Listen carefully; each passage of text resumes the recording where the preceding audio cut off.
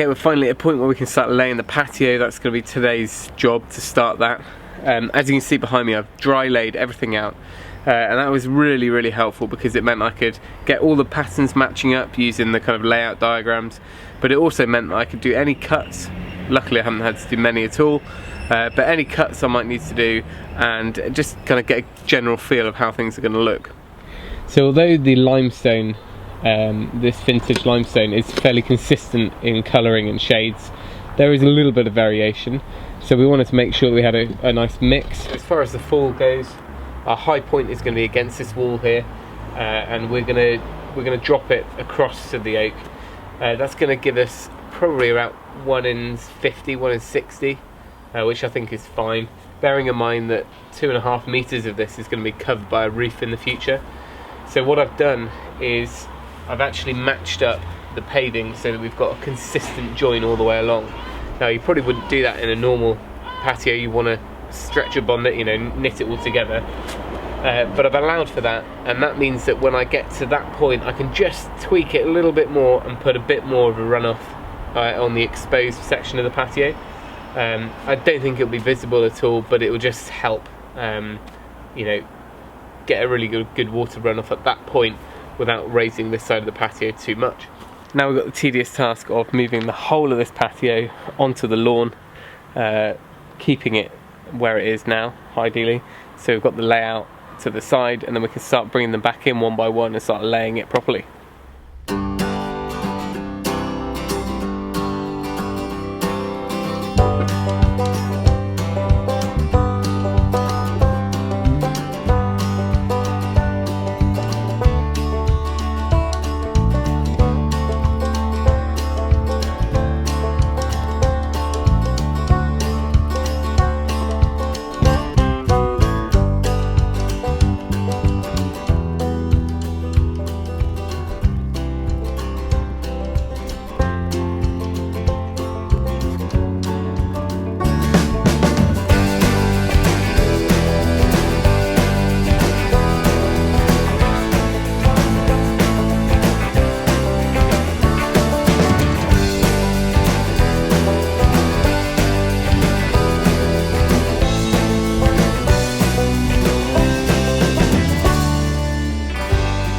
Well, I didn't think that was going to take that long. I think I've managed to keep the pattern. So I've moved everything onto the lawn.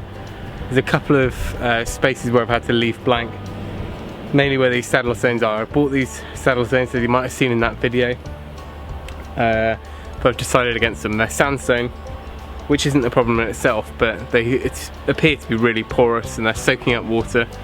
So I've opted for some granite ones. They're going to be corriered down at the end of the week, and then we'll try and take these back. I just may as well do it properly the first time. So we're going to leave those, I've got to get the patio down, so we're going to leave those 4 slabs free, and then we'll cut them when the new ones arrive. Marked on the wall where I want to start the slab to leave enough space for that channel drain, so we can start mixing up the mortar now. And it's going to be a lot of mixing, I think, just barrow after barrow, and ideally 2 people will be a much quicker way of approaching this, but we'll see what I can do on my own.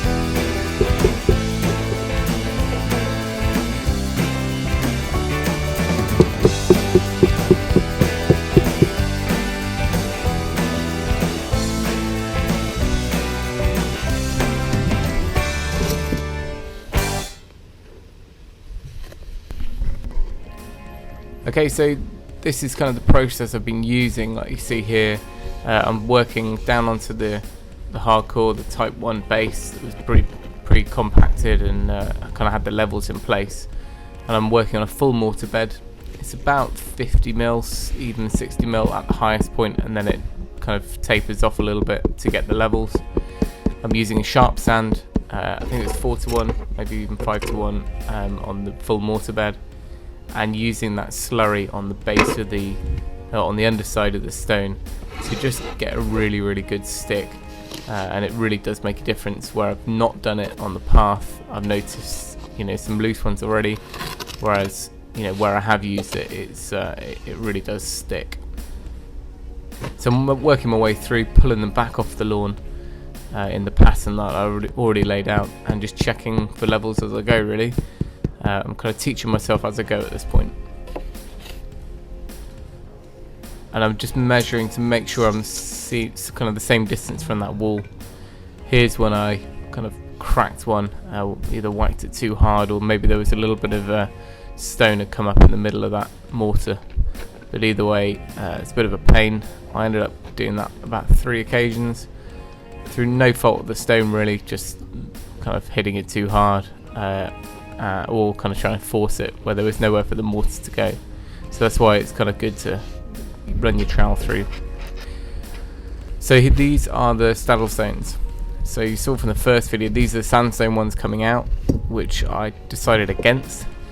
And the granite ones I've bought in are a tiny bit shorter, but they're ready made for the 6x6 posts, and you know, the granite's not going to go anywhere. So I'm glad I kind of swapped that out now, rather than having problems with the sandstone breaking in the future. Well, you know, when it freezes in the winter. And I'm bedding them down, kind of anchoring them below the paving, so it's going to give them and they're sat, remember, they're sat on kind of 1/2 metre of concrete below. There's a big block under each one, and I'm just using string lines to kind of tie around the top of each on that peg, which is going to help me, you know, get them level with each other front to back, but also hopefully it's going to help me square each corner off as I go, to make sure we're nice and right angled, ready for the frame when it's built.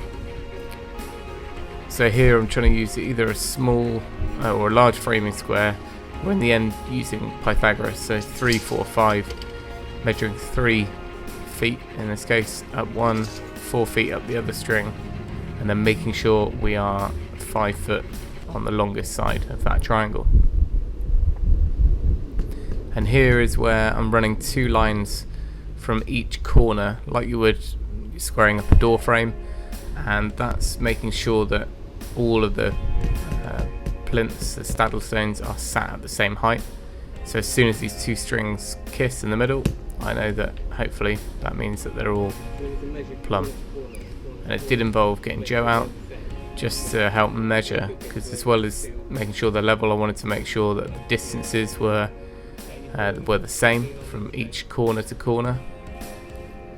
And actually at this point they were a little bit off, so I did have to move things around a little bit before everything had set.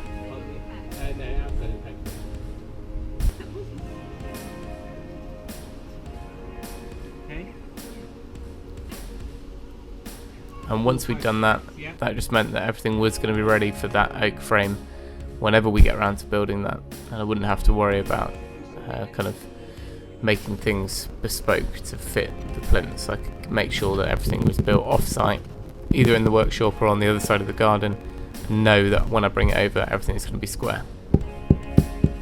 So I've got the last few to go in here, and that just left me with those 4 saddle stone areas. Unfortunately, I didn't kind of have them in time before I started the patio, and I really wanted to get started on the patio, so I ended up cutting around each one, and you'll see that in a minute. Here's marking out the saddle stones, and I left a good 10-12mm gap either side so we could point them just in the same way that we did between the 2. And I'm not sure wetting it down helped much, whether it was cutting down on the dust or cooling the blade, but I did it anyway. It made me feel a bit better about cutting these little intricate bits. And I know this looks bizarre, but it was the most delicate way of just finishing off each cut. So cut from both sides, and where I had a little nugget of stone left, I just used a really old rusty handsaw, and it did work quite well, just to get through the last bit.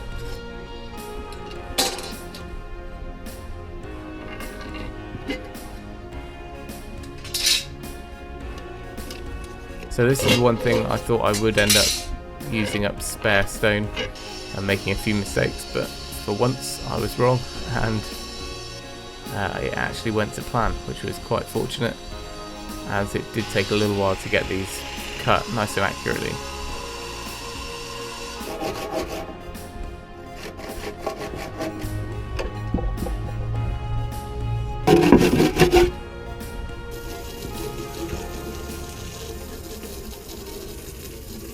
I'm almost there with the patio now. I've got 4 final pieces to go in, and I've cut the where those staddle stones are. I've cut those out. Hopefully they're going to fit. I haven't really done a dry fit yet, but I'm going to mix up some mortar and then we'll see how we go.